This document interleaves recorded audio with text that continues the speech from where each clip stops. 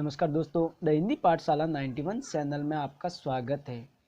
हम पढ़ रहे हैं संपूर्ण हिंदी व्याकरण, जिसमें आज की हमारी क्लास नंबर है 41 यानी 41। और हमारा प्रकरण चल रहा है संधि प्रकरण, जिसमें हम विसर्ग संधि पढ़ रहे हैं। और विसर्ग संधि का आज हम पढ़ने जा रहे हैं विसर्ग संधि में सत्व विसर्ग संधि का नियम नंबर 2, क्योंकि नियम नंबर फर्स्ट हमने कल पढ़ लिया था। तो दोस्तों, नियम नंबर 2 क्या है कि स्वर ई या उ ये विसर्ग से पहले हो और फिर विसर्ग के बाद में हो क, प या फिर म। यानी विसर्ग से पहले स्वर ई या उ हो और विसर्ग के बाद में क, प या म हो तो विसर्ग का क्या हो जाएगा? तो विसर्ग का हो जाएगा मूर्धन्य हलंत च। ठीक है, यानी यदि विसर्ग से पहले ई या उ हो और विसर्ग के बाद क, प, म वर्ण आ जाए तो विसर्ग का मूर्धन्य च हो जाता है। जैसे कि देखिए, उदाहरण से समझते हैं। आवी प्लस कार, यानी विसर्ग है और विसर्ग से पहले देखो आवी यानी व के अंदर ई है। ये व जो है हलंत, इसमें अगर ई जुड़े तो ये वी बन जाता है। यानी यहाँ पर स्वर है ई, विसर्ग से पहले ई है और विसर्ग के बाद में ये देखो क वर्ण आ रहा है। क्या आ रहा है? क वर्ण।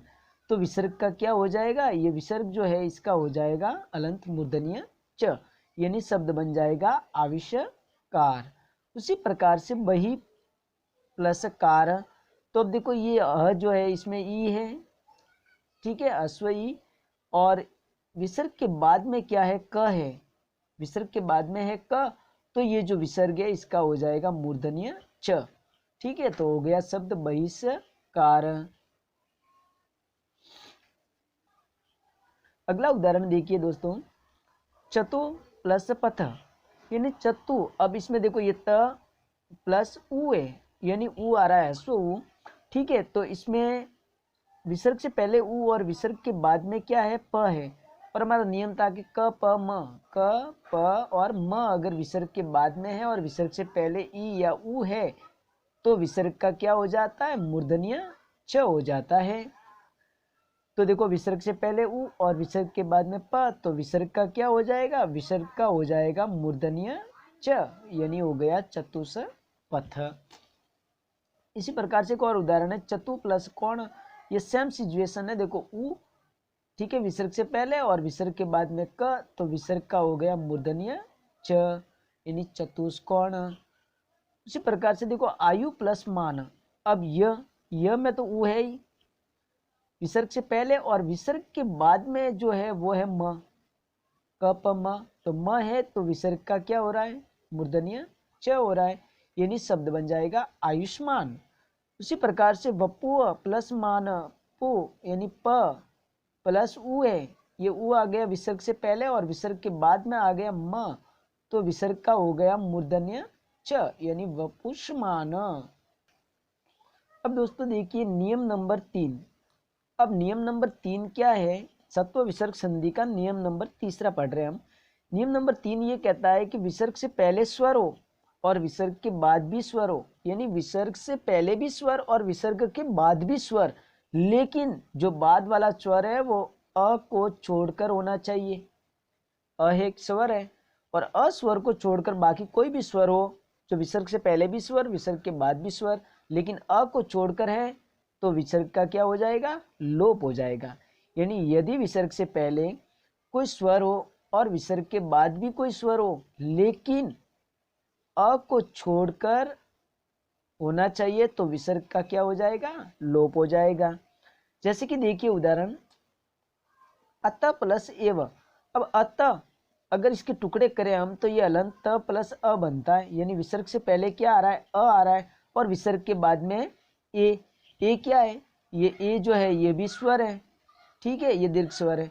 यानी विसर्ग से पहले भी स्वर, विसर्ग के बाद भी स्वर, तो विसर्ग का क्या हो जाएगा? लोप हो जाएगा। विसर्ग का लोप हो जाएगा, यानी सीधा बन जाएगा अत एव। उसी प्रकार से एक और उदाहरण के तत प्लस एव। अब तत सेम है, इसमें अ विसर्ग से पहले भी स्वर, विसर्ग के बाद भी स्वर है, ठीक है, ये भी स्वर, अ भी स्वर, तो विसर्ग का लोप, यानी ततएव। एक और उदाहरण देखते, पय प्लस आदि। पय अ, ठीक है, और विसर्ग के बाद में अ है। अब देखिए दोस्तों, प प्लस आदि, यानी विसर्ग से पहले तो अ स्वर है, लेकिन विसर्ग के बाद भी स्वर है। अब ये आ स्वर है दोस्तों, ध्यान रखना, अ नहीं है, आ है, ठीक है। तो विसर्ग का क्या हो जाएगा, लोप हो जाएगा विसर्ग का, यानी पय आदि। उसी प्रकार से पय प्लस इच्छा, यानी विसर्ग से पहले भी अ है, ये में अ, ई य का अगर टुकड़े करें तो क्या बनता है, ई प्लस अ बनता है ना। तो विसर्ग से पहले अ और विसर्ग से बाद भी ये ई है, मतलब ये दोनों स्वर ही है, ठीक है। तो विसर्ग का क्या होगा, लोप हो जाएगा, यानी पैचा।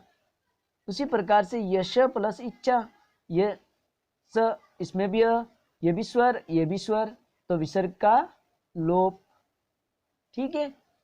यच इच्छा, मना प्लस उच्छेद। अब देखिए दोस्तों, मना प्लस उच्छेद, मन अगर न को तोड़ेंगे तो अलंत न प्लस अ आ रहा है, यानी विसर्ग से पहले अ और विसर्ग के बाद में उ, यानी दोनों ही स्वर है, तो विसर्ग का क्या होगा, विसर्ग का लोप हो जाएगा, ठीक है। मना उच्छेद। अब दोस्तों इसमें एक बात और समझने लायक है, ये जो उच्छेद है इसमें एक और संधि आ रही है उच्छेद में, ठीक है। कौन सी संधि, उच्छेद में देखो, ये जो च है, यानी इस उच्छेद के अगर हम टुकड़े करें तो उत प्लस छेद, व्यंजन संधि है ना, ठीक है। च का त बन रहा है, ठीक है। अब आगे देखिए, अगला है नियम नंबर 4। नियम नंबर 4 क्या है कि विसर्ग, यानी विसर्ग के बाद में च, च या फिर च हो तो विसर्ग का च हो जाएगा, ठीक है। यदि विसर्ग के बाद च, च या च हो तो विसर्ग का क्या हो जाएगा, अलंत च हो जाएगा, ठीक है।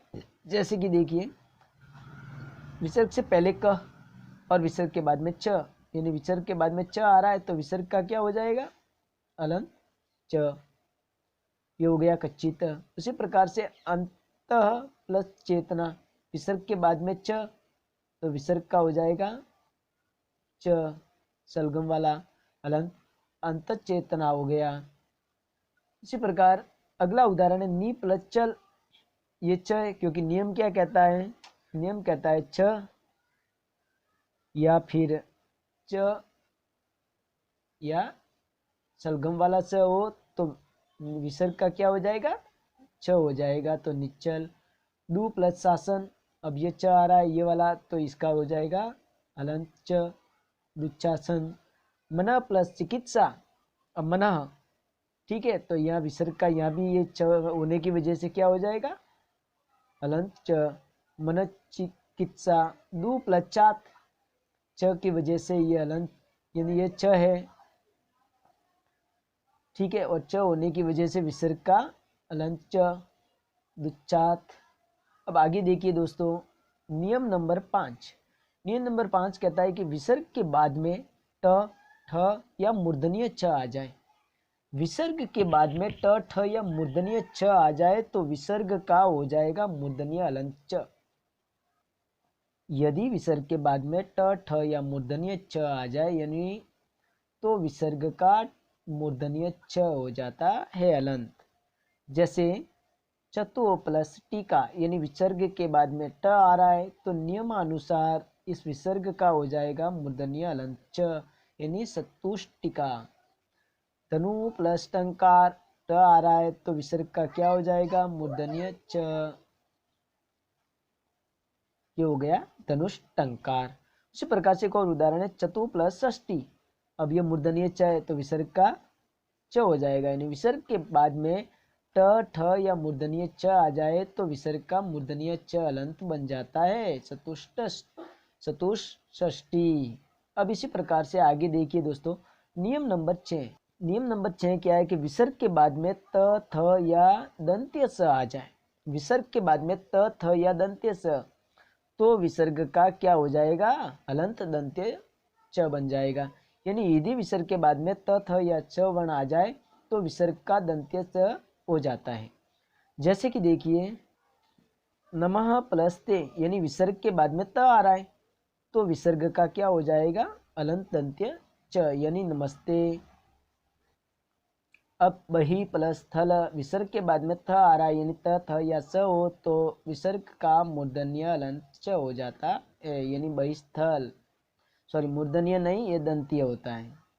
ठीक है, दंत्य हलन च हो जाता है, बहिस्थल। इसी प्रकार से आगे देखिए, नी प्लस तेज त आ रहा है तो क्या हो जाएगा, विसर्ग का हलंत दंत्य च यानी निस्तेज। दू प्लस सास च आ रहा है तो हलंत च हो जाएगा, दंत्य, दुशासन। उसी प्रकार से नी प्लस सिम, विसर्ग के बाद में च है, विसर्ग के बाद में च है तो विसर्ग का हलंत दंत्य च हो जाएगा, निश्चिम बन जाएगा ये। और नी प्लस तारण, अब त है तो विसर्ग का दंत्य च। ठीक है, ये हो गया हमारा नियम नंबर 6। अब दोस्तों देखिए आगे, ये निस्तारण हो गया। अगला जो है नियम नंबर 7। नियम नंबर 7 कहता है कि विसर्ग से पहले नी, देखो नी विसर्ग से पहले, यानी विसर्ग से पहले ई हो या विसर्ग से पहले ऊ हो। ठीक है, विसर्ग से पहले ई है, ई और ऊ यानी नी और दू विसर्ग प्लस र। ठीक है, तो जो ई जो है ये अश्व, इसकी तो दीर्घ ई बन जाएगी अगर र बाद में आ जाए विसर्ग के बाद में, तो ये अश्व ई की दीर्घ ई बन जाएगी और अश्व ऊ का दीर्घ ऊ बन जाएगा और विसर्ग का क्या हो जाएगा, लोप हो जाएगा। विसर्ग का हो जाएगा लोप। किस स्थिति में, यानी विसर्ग से पहले अश्व ई हो या अश्व ऊ है तो विसर्ग, और उसके विसर्ग के बाद में र आ जाए तो विसर्ग का लोप हो जाएगा और अश्व ई या ऊ का दीर्घ ई या ऊ। ये देखिए दोस्तों, नी या दू के बाद, नी दू विसर्ग के बाद में र वर्ण आ जाए तो नी या दू में आने वाले विसर्ग का लोप हो जाता है। और नी या दू मतलब ई या ऊ, विसर्ग में प्रयुक्त जो ई या ऊ है इसका दीर्घ ई या ऊ हो जाता है। जैसे कि देखिए उदाहरण, निह प्लस रोग। अब देखिए दोस्तों, विसर्ग से पहले ये इसमें ई है अश्व, ठीक है, और ये र आ रहा है तो विसर्ग का तो क्या हो जाएगा, लोप हो जाएगा और इस ई का हो जाएगा दीर्घ ई। ठीक है, तो ये हो गई, शब्द हो गया निरोग। उसी प्रकार से दू प्लस रम्य। अब दू विसर्ग से पहले ऊ, ठीक, और विसर्ग के बाद में र है तो विसर्ग का क्या हो जाएगा, लोप हो जाएगा और इस ऊ का हो जाएगा दीर्घ ऊ। ठीक है, अब आगे देखिए दुरम्य बन गया सब। इसी प्रकार से अगला उदाहरण है नी प्लस रव। विसर्ग से पहले देखो ई, इसमें ई है, लघु ई कहो या ह्रस्व ई कहो, और इसके बाद में विसर्ग के बाद में र आ रहा है। ठीक है, तो इस विसर्ग का तो हो जाएगा लोप, क्या हो जाएगा, लोप, और ये लघु ई है इसकी हो जाएगी दीर्घ ई, यानी शब्द बन जाएगा नीरव। उसी प्रकार से निह प्लस रस, ये लघु ई है इसकी बन जाएगी दीर्घ ई, क्योंकि विसर्ग के बाद में र आ रहा है। ठीक है, तो इसकी दीर्घ ई बन जाएगी और विसर्ग का हो जाएगा लोप, तो ये हो गया नीरस। उसी प्रकार से नी प्लस रंध्र, ये लघु ई है इसकी बन जाएगी दीर्घ ई। ठीक है, और विसर्ग का क्या हो जाएगा, लोप, क्योंकि र आ रहा है ना विसर्ग के बाद में, तो ये हो गया निरंद्र।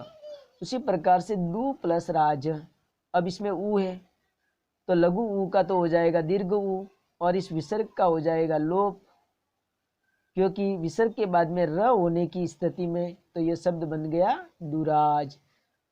अब देखिए दोस्तों, इसी के साथ आज की हमारी क्लास पूरी हो गई, यानी विसर्ग संधि जो है वो आज हमारी पूर्ण हो गई।